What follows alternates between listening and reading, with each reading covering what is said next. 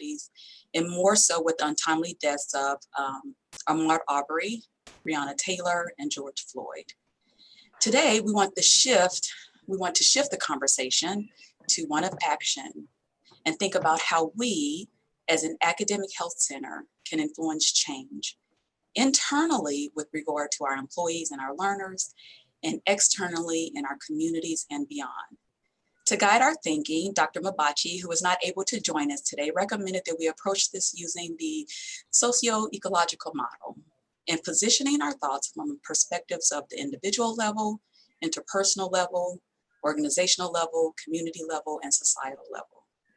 And although we're guiding this conversation, we want to hear from you because we know to make transformative change, it really does take all of us. Today, helping guide our conversation are Dr. Lynette Sparkman Barnes and also Dr. Christina Bridges. So I thank you both for joining us, and I also thank all of you. So I will turn it over.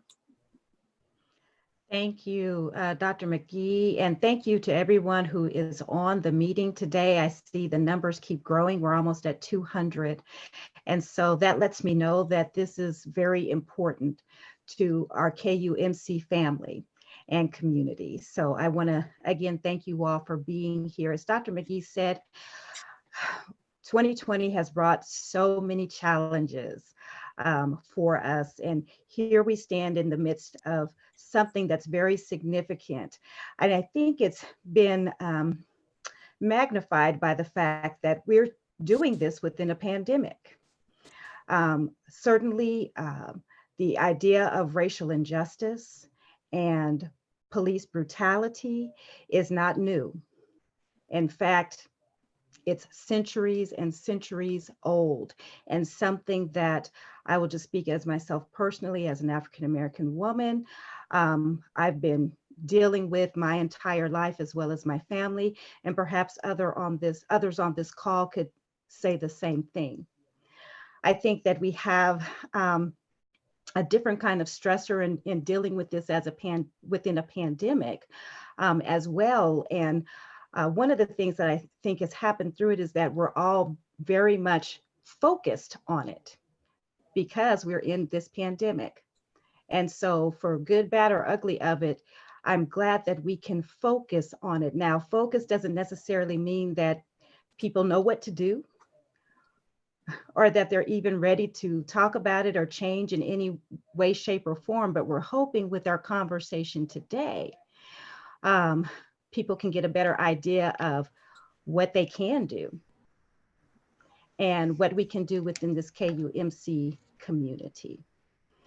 I'm glad that you mentioned the socio-economic perspective, ecological perspective, as we're looking at this in terms of our larger community. I think many of us have been having conversations about it as individuals, and many people that I've talked to here within the KUMC community feel very much isolated and singular in talking about it.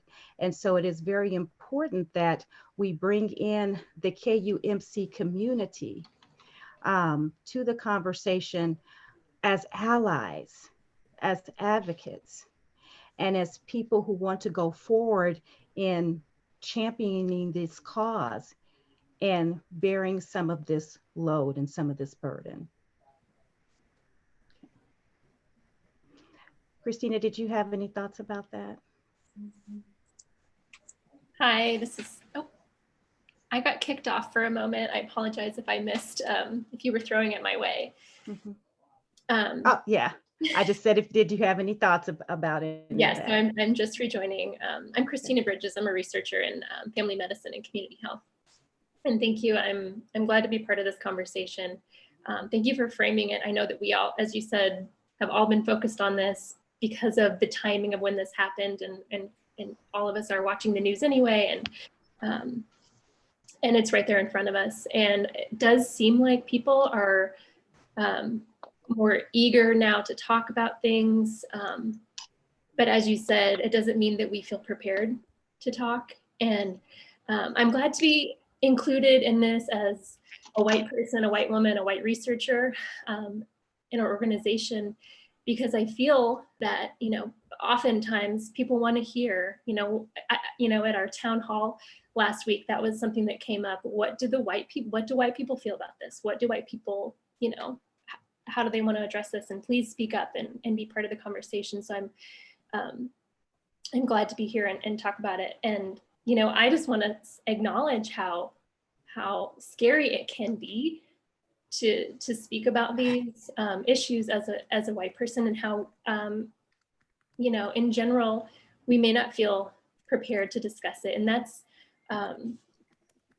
when we get into talking about what we think where we need to start, what's some action that we can take, I feel that it is going to be important, the internal work that we do.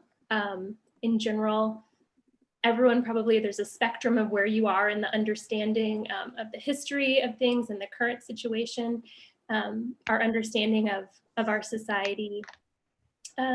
Dr. Sparkman Barnes, do you want me to get into a few of my ideas, or did you have some other comments to make before? So I think that what we should do is shift it from the conversation to one of action. So I would like to, Christina, if you have ideas, I would like to hear, what can we do from an academic health center perspective to address this? And so, Christina, I pose that to you, but also to others on the line, and Lynette, you as well. Thank you. I'll just start, and then we can have others join in. But looking back at the social ecological model, if you think there's the individual, right, component, interpersonal, organizational, community, and even. I think Christina may be having some challenges with her communication. Okay. Oh, I think I'm back. Can you hear me? Okay. Yes, we can hear you. I'm so sorry. I think that I agree that we need to move beyond talk and go towards action. I just want to make the point that I feel that there's a lot of action that we can have within conversations, and that's the learning action. Because a lot of us, and there's a continuum of your understanding, and I'll maybe speak for those of us who are at the beginning stages of understanding. But we can't jump into the work of it if we don't have the understanding that, our whole society, we've been steeped in societal racism this whole time. So we're all coming out of it with that on us. And so we can't, shoot. Did we lose her again? Well, we could hear her. I think you're frozen. Oh, okay. We can hear you, Christina. I can pick up a bit where Christina is leaving off, as she's talking about the social ecological model, and she was talking about us acknowledging those individual factors. When you look at the social ecological model, you're looking at individual, interpersonal, organizational, community, and public policy, and how behaviors shape and are shaped by all of those levels that we hold and that we exist in. And so, as Christina was saying, first of all, as we consider action, we have, Can you see it? Yes. Okay. Okay, great. As we consider action, we have to have this area here at individual. You all probably can't see my cursor going around that. Sorry. Thank you. Individual. And in that area, we're also talking about people having knowledge of what's going on. We're talking about attitudes, belief systems, understanding the history of everything that's going on. And that has to be the first level. I guess one of the questions that I have for people as we're talking about actionable items, can we move to action? Are we at a point where we can move to action if we first haven't touched base on these individual items, the knowledge, the attitudes? I think that's a great question. And so my question, Lynette, in terms of action is and Jill, I'll pose this to you, and also Dr. Glenn and maybe Dr. Samari and others on the line, but in terms of action at the individual level, what can we do in terms of action? And what have you been doing, or what are some ideas about what we can do as individuals? This is Jill. I think that, and it seems perhaps very minor, but I think being open and listening, as a white woman, I haven't known how to act with, for example, with the recent protest, and did I want to participate or not? And just reading on social media some of the comments in some groups from Black female leaders about they're not participating in some of the protests because they were white centric, even though the organizers were coming from a good place. They were not keeping in mind how the protests were organized to minimize harm to the Black community. And so I think as a white person, trying to listen and to ask questions of my Black colleagues and friends, to be able to act in a way that is going to be least harmful. Mm-hmm. And then I think, I know I'm probably jumping to an organizational level, but I want to move away from teaching cultural competency that is kind of at the superficial level, the feel-goodery level, to really addressing the underlying issues. That our healthcare system is really based on white supremacy, it's white dominated, and how the structures have harmed Black individuals, Black families, and Black communities, and thinking about what we need to integrate into our curriculum that changes the conversations to address those underlying issues. Thank you, Jill. Danielle Jones, I know you're on. I know I said Jason Glenn, but Danielle, I was going to wait to get to you to maybe the community and societal piece, but I would like to hear your thoughts, if you don't mind, in terms of action at the individual level, if you don't mind. Oh, wow. Okay. So my role is I'm the Director of Diversity and Inclusion and Health Equity for the American Academy of Family Physicians. So I look at it not just as what is it I can do myself, but what can I do on the behalf of my organization, considering I'm in a position and a platform that gives me a pretty broad reach.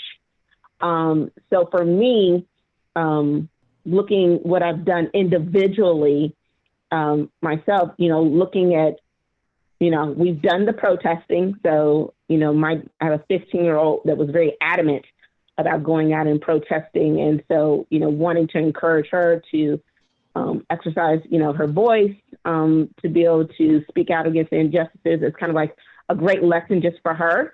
But then following that up with what do we do then after the protesting is over with? So definitely, I encourage her to write to our Congresswoman Sharice Davis. So she wrote a very thoughtful letter, just communicating how she was feeling at this time, things she wanted to see change, actions, recommendations she could give to her legislators around change. And she got, really great response back from Ms. Davis. But then also looking at my local community. So being, reaching out to my elected officials, or our commissioners, on what are some policy changes that I think we need to make. Right now, you've seen a lot of communities across the country who are urging their legislators to present resolutions demanding that they acknowledge racism as a public health crisis. They've done this in Kansas City, Missouri, when Commissioner Robinson, their resolution was adopted in 2019. The state of Ohio, their legislative Black caucus, has actually got legislation for the state to acknowledge racism as a public health crisis. And I think the significance of that is when you do that on a local or state level, just like with any other public health crisis, once you do that, that then allows for the allocation of resources to be able to go in and address the issue systematically. I've been following that, at least in the state of Kansas, our governor, now she's going to start a new commission on institutional racism. So getting members involved in the community on those type of legislative policy actions, I think, is a great way to contribute as an individual, but then also pushing your organizations to do more than just write statements of thoughts and prayers. Right. What are the policy changes that need to go on in your organizations, both internally with support for your staff, but then also for the community? One of the things I would like to see the KU health system do is adopt the anchor mission philosophy in terms of procuring their resources from the local community, especially for minority, women-owned, veteran businesses, to be able to generate revenue back in the community, look at where they're hiring from locally, so that they can start having a meaningful impact in the community beyond just providing the needed healthcare resources. So I think there's a lot things that we can start considering from the local individual level that then eventually roll up to state level changes and then even nationwide changes, because a lot of this stuff happens usually starting at the local level. Thank you, Danielle. Danielle has shifted us to action at the individual level, at all levels. And that's what we want today is action. I do want to go to Jason Glenn. Jason, I would like to hear your thoughts in terms of really any of the levels, because Danielle took us through them all. But Jason, I would like to hear your thoughts. As an African-American male, I would like to hear your thoughts. Good morning, everyone. Yeah, you know, I am a criminal justice researcher, and my research areas have looked at the sort of history of mass incarceration and the war on drugs. And there's a huge intersection between health and racial injustice in this country. On the one hand, race is kind of, or, you know, sort of, we look at health markers as kind of the canaries in the coal mine to tell us how we're doing on racial issues. I think one of the, you know, in the past 40 years, as we've watched the mass incarceration, you know, in this country shoot up, we've made the arguments over and over again, different scholars have, that, you know, those taxpayer dollars that are invested in prisons and in militarized policing can go much further in terms of social uplift programs and social solidarity programs than they could being spent on, you know, sort of these sort of use of force programs to control poor populations of color. But America has never wanted to embrace that kind of approach. And I think one of the things we really need to ask ourselves is, why is that? Why is that as a country, we've rather, you know, spend our resources in seeing Black people in handcuffs rather than walking across a stage to collect a diploma? And coming to that understanding gives us, you know, some entry into thinking about how policies get formed. Right.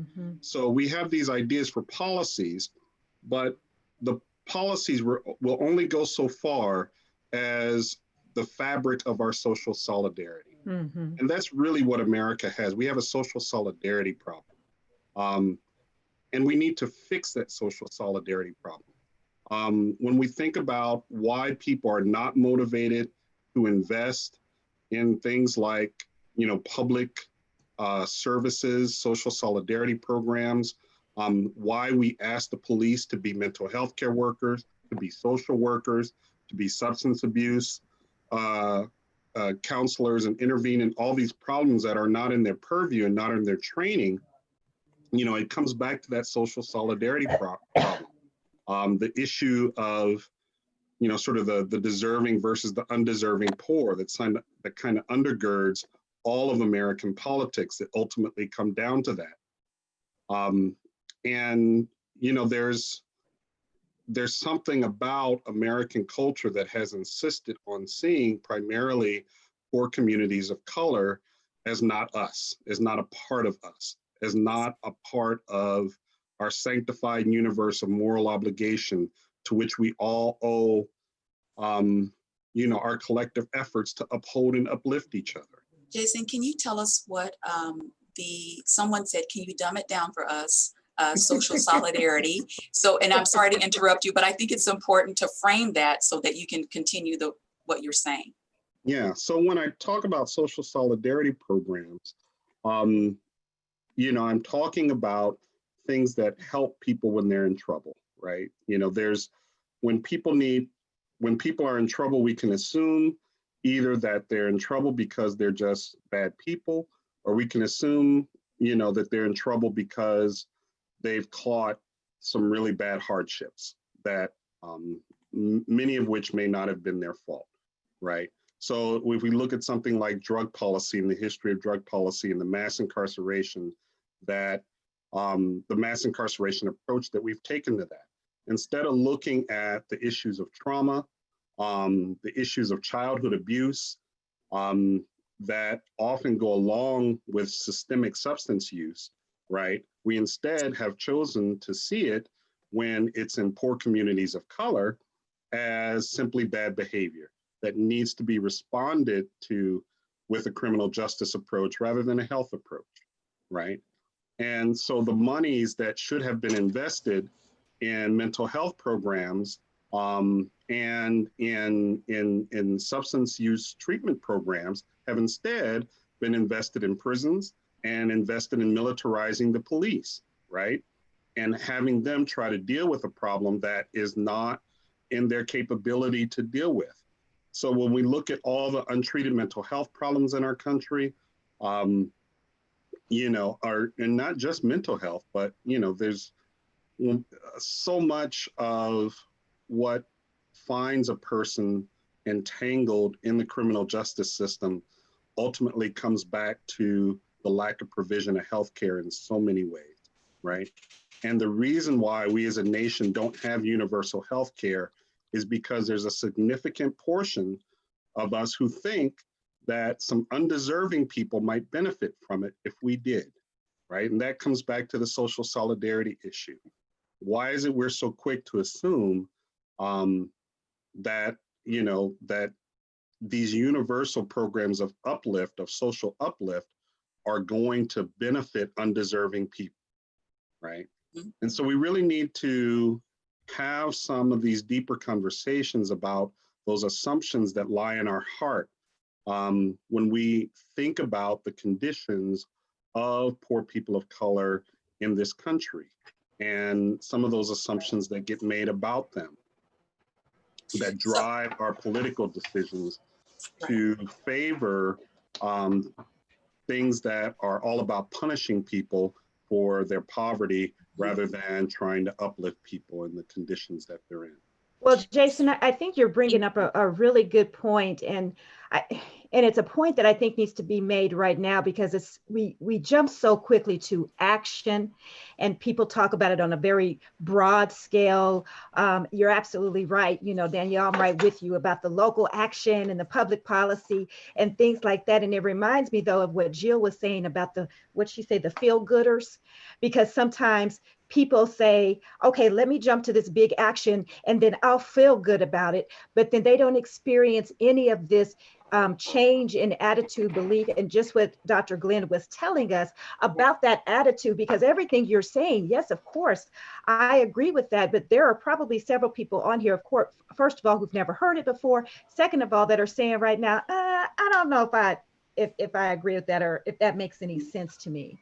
And so I think my challenge to everyone who is on the call today is to really think about that attitude, that belief, that and exactly what Dr. Glenn was talking about it, because we have to address it at that level. The chat is blowing up over here, and I just wanted to. As a psychologist, because you hit on something really important in terms of individual action. As an individual, what can we do to shift that thinking, because it starts with us individually. So what actions can we take as individuals? Well, I want to bring out something that somebody said here on the chat that I think is a really good start, Geraldine, with that. And this person said, get out of the echo chamber and listen to those who are not normally within your sphere of influence.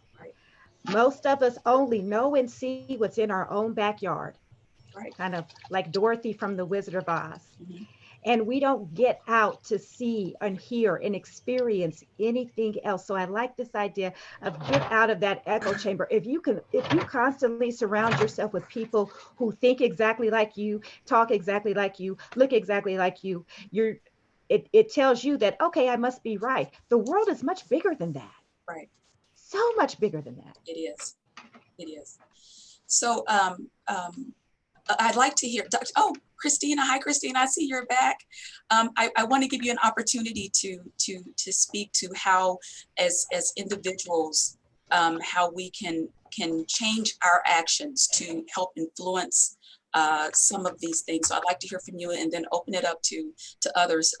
Thank you, Dr. Sparkman Barnes. That's really important, because as we think about our actions, it's really, this whole change movement starts with us as individuals. Well, and absolutely. And as Christina gets ready to talk, I want to make sure everyone knows that we have purposely invited people to be our allies here. One of the things that I've been saying for a long, long time, and especially for the past couple of weeks, is I didn't start racism.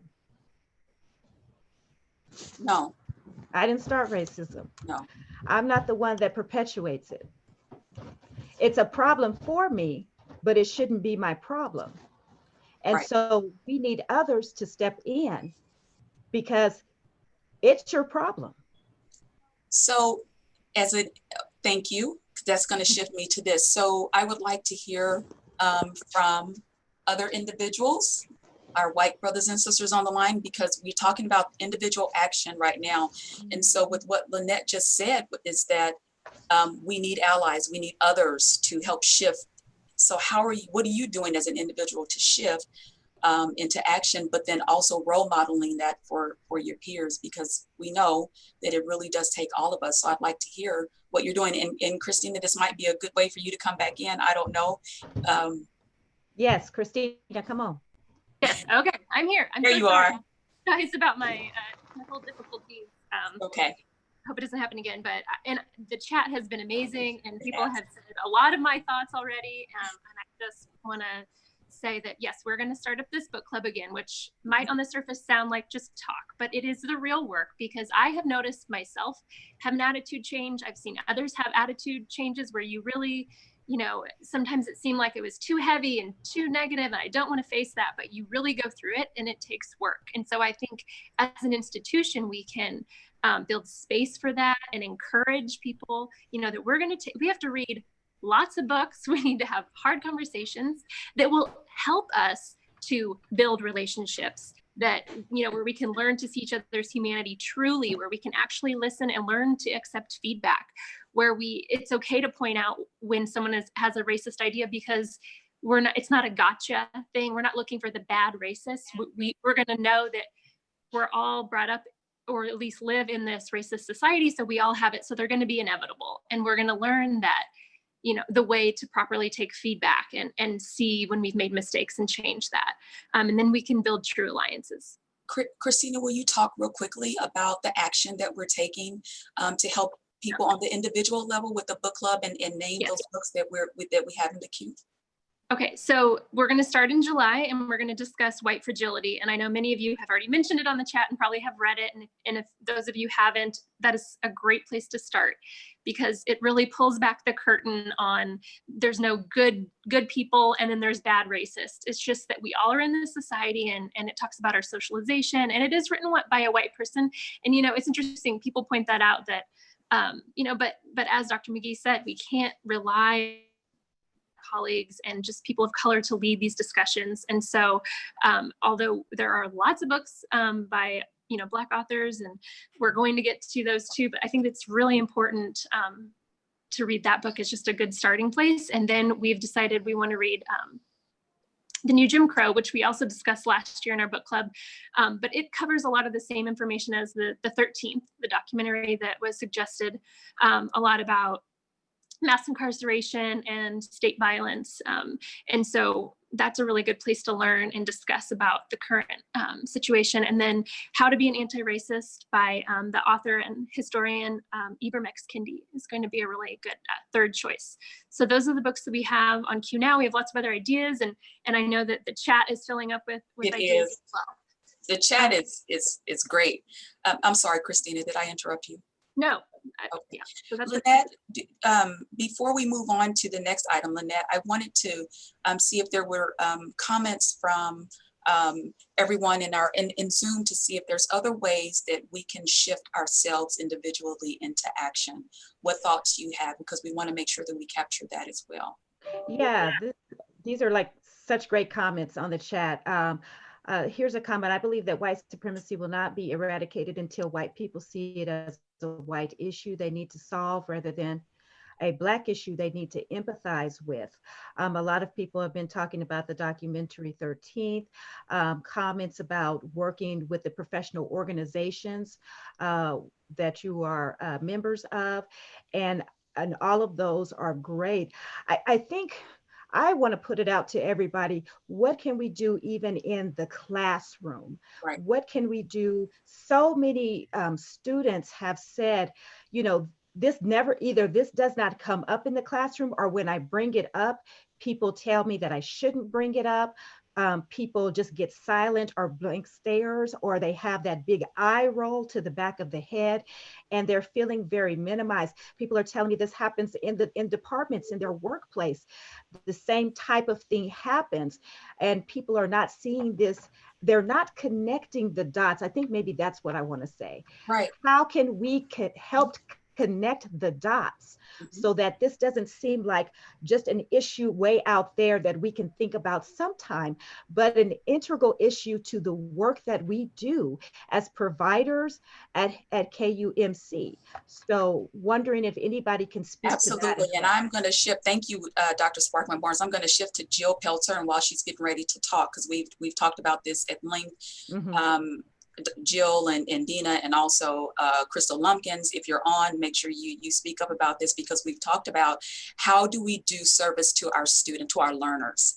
And so this is where we can shift from, and we may have skipped a level, but we're thinking about the organization. I want to bring us back to, because we've talked about really important things, and Dr. Jason Glenn and Danielle Jones took us really high, which is great, and we want that, and we certainly appreciate that. But I want to make sure that KUMC, from an academic health organization, how can we impact change? And we've talked about it at the individual level. We've got some great ideas in place for us as individuals. But when we think about it from an organizational perspective and why we're here, which is our learners, Jill, I would like to hear your thoughts about curriculum and pedagogy and how we can make impact there. Thank you, Geraldine, for the opportunity to share. Again, I think that we have done a disservice, I'm talking very broadly, to our students by not talking about the structures of white supremacy and systemic racism that have such a significant impact on health inequities, and we need to make sure we're integrating these concepts, colonialism, white supremacy, just to name a couple, and how we can do that in an interprofessional manner is something that Geraldine and I've talked about a little bit. And in the School of Nursing, our BSN students have had the opportunity to get a certificate. I think it's around professional development. And if they attend so many presentations or activities, they get the certificate at the end of the program. And would there be the opportunity to have a similar program that the students could get some kind of certificate at the end of their academic program by participating in a minimum number of activities? So that it could be the book club, it may be volunteering with a particular organization in the community. I know Christina Bridges and I are part of, and Susan Carlson, who might be on the phone, are part of a culturally congruent in the community course through Uzazi Village. And Hakima Payne, who's the CEO there, has a lot of volunteer opportunities that we could encourage our students to participate in, where they're working on addressing Black maternal and infant mortality. So thinking about active learning as well as discussions around different books or documentaries and videos. Thank you, Jill. Can we hear from maybe a student here that's in one of our programs? Hi, my name's Maggie. I'm not a student, but I did want to share something since I'm active on social media. I think that there is an attitude where white people especially don't like to admit that they were wrong. They don't like to admit that this is new information and maybe my opinion's changing. You know, maybe it's an American thing, maybe it's a white person thing, but I'm right, this is my opinion and I'm not gonna change it. And so I think individually, like accepting and just every day, each interaction that, you know, we go through our lives, we say, you know, it's okay to learn new information and it's okay to change your opinion. And just because you were raised a certain way, just because your family thinks this way, doesn't mean that you have to stick to your guns every time, every conversation. And so just embracing that idea that as students, as learners, and as adults and peers, and citizens of the United States, that we can learn new information and we can embrace something that maybe we didn't think about that way before. Thank you, Matt. Is it Maddie? Maggie with G's. Maggie. Thank you, Maggie. Very important information. Thank you for sharing that. Hello, Dr. McGee. This is Diana. Can you hear me? Hi, Diana. Yes, we can hear you. Great. Well, I just wanted to share with some of you that as co-president of the Student Diversity Council, we actually have created a student space for conversations called Ideal Conversations, in which we touch on topics of inclusion, diversity, equity, advancement, and leadership. However, I think the problem is lack of knowledge. Many people don't even know what is the difference between equity and inclusion, or, you know. So I think opening space for these conversations is very important. As a personal opinion, I think I need to have an understanding of what is the current policy of police force here in Kansas and Missouri. As a person of color, I want to know, are police people now friends or foes? So I actually would like to have a conversation in which we potentially invite a police department and have an open conversation, because I think also these events have led to maybe a division. Mm-hmm. So basically we need your support by participating in these conversations, because these events force us in a way to have conversations that are very difficult to have. Some people get very uncomfortable, and some people don't like to participate because of the lack of knowledge or the lack of, or not even knowing what is it like to be in that situation. So that's some of the things that we're starting to do. And, you know, we appreciate any support, suggestions, or ideas. We're going to be having one this month. We're still working on the details, incorporating Pride Month, and also what is it like to be a minority. So those are some of the things that we are trying to work as the Student Diversity Council. Thank you, Diana. And Natalie, to answer your question, yes. Diana, thank you for that. And you're right, the conversation is very hard. I participated in one yesterday, and it was a very, it's hard for people to have the conversation. We work, I think, many times we work really hard to try to create the environment where people can speak to the things that they don't know. And that's still challenging for those individuals. And so I agree, it is important to create that environment where we can have that conversation, because this conversation itself is very difficult, and we've been having it for about 3 weeks now. And it's still very difficult. And I don't think it'll ever be easy. And you know what? It shouldn't be. Why should a conversation like this be easy as we talk about racial injustice? And this is 2020. It should not be easy. We should be very uncomfortable talking about it, just the mere fact that we're still dealing with it in 2020. But that doesn't mean that we shouldn't have the conversation. We should. I just want us to start doing. I really want us all individually, as an organization, what can we do and how can we help each other? How can you help your peer and your colleague to shift? I think one of the things, as we talk about doing, is exactly what we're doing here. I think we have to commit to not stopping the conversation either. Right. Mm-hmm. I tell people all the time, these conversations aren't difficult for me because I have these conversations all at the my time. dinner table every night. Right.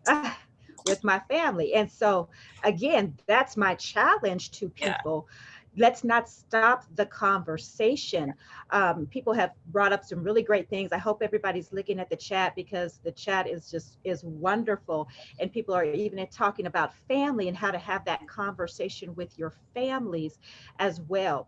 Another point I want to make sure people understand, though, even as Diana was talking, is that and we're talking about racism as it pertains to the social injustice against Black and African American people right now. This is what prompted this conversation.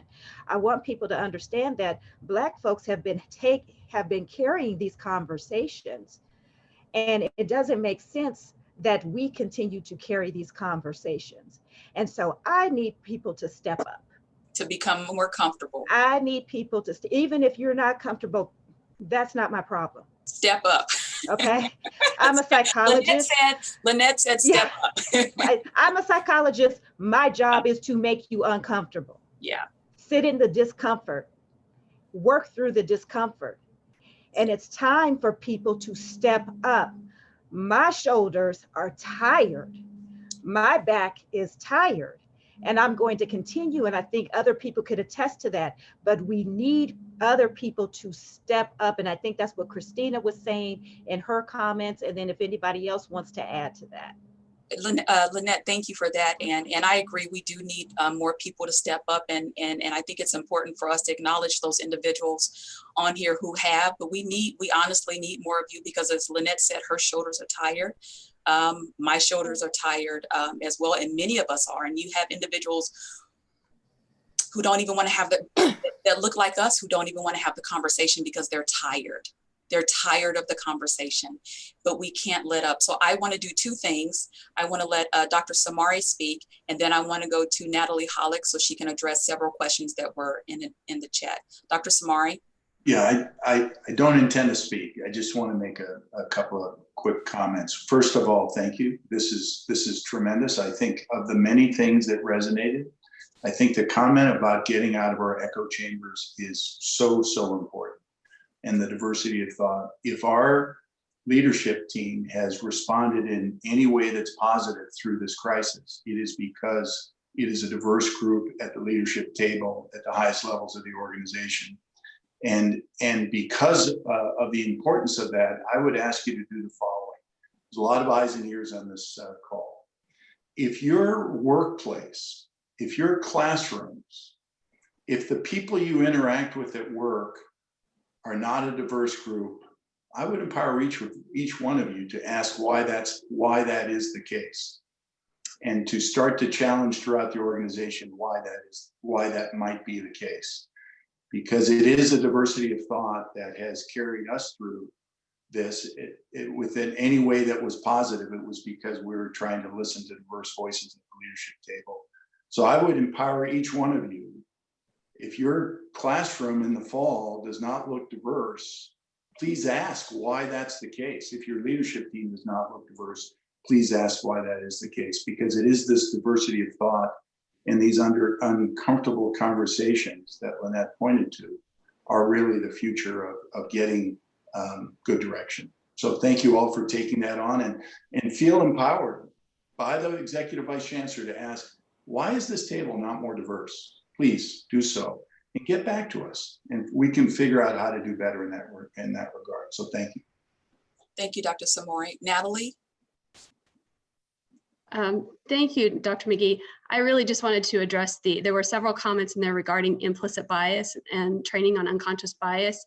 And I think most of you know, we do have that ongoing on campus. We have unconscious bias. We've been working on training a lot of people, and we are, I think it's part of the diversity and inclusion cabinet's goal to make that mandatory, to get that pushed out to everyone.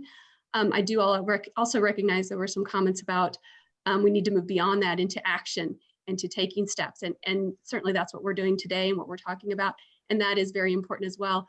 But I will, push back may not be the right word, but I do say, I think we need to step back a little and start with the implicit bias, because if you're asking people to take action and they don't really believe in that or understand why, I think you're missing that connection. So I think there does have to be that unconscious bias training for everyone to recognize that, to get to that next step, to why that action is important and to take that next step. I agree, Natalie. It's not the end all be all, but it's certainly where we need to a really good start. And then we need to build from there. But I agree, it's not the end all be all, but it's a very necessary step. Yeah, that's all I wanted to say. Okay. Thank you. I also want to add, and Dr. Larry Long put in the chat about the way to talk with kids about racism. And so if you all can look at that. And in our office, counseling and ed support services, the psychologists in the office have been reading White Fragility. They are in the process of doing that so that they can offer programming to start with the students, actually, a series of workshops about white fragility. Not necessarily the book proper, but about white fragility as this concept, and it's something that we need to combat. And so I wanted to put that out as something that is happening currently at KUMC and will have a greater, farther reach pretty soon. Right. Thank you, Lynette. Mm-hmm. It is 11:48, and so I want to make sure that we use our time wisely with these 2 minutes that we have left. For those of you who need to go, we totally understand. But first, we want to know, is this something that we want to continue next week? And we would do an evening session. And I welcome your thoughts in the comment section. But I want to take this time to, Kayla, I saw you take your microphone off a few times, and I wanted to make sure, and if it's, oh, you don't want to, okay, that's fine. But I want you to know that I saw you. No, Okay. no, we kind of moved past it. I was, you had asked about action items on the individual level, and some of the things that I've done over the past few years, and by no means an expert, but was to look at who are the 10 people I spend the most time with, the 10 people that I ask advice of, and how many of them are like me, and why is that? Sometimes I've had to make different decisions about, I just finished nursing school. I had to make a decision about where I was going to nursing school, who were the people, who were my faculty, who were the other students I would be with, and try to make a choice where people who were not like me were in positions of power, so that I could normalize that, so that I could have the experience of other people's perspectives. So those are just some things that I think about with taking action steps. And then also on the community level, to show up at the meeting. I know my state representatives and my city council representatives personally, because I go to the meetings where I can meet them and I try to stay in touch with them. And I'm surprised sometimes, my neighborhood association, they all got together to do a zoning law change about how certain houses could be built in the neighborhood. So I know people can get together and mobilize around something. So I think sometimes it's just about actually knowing who to talk to and showing up at the meeting.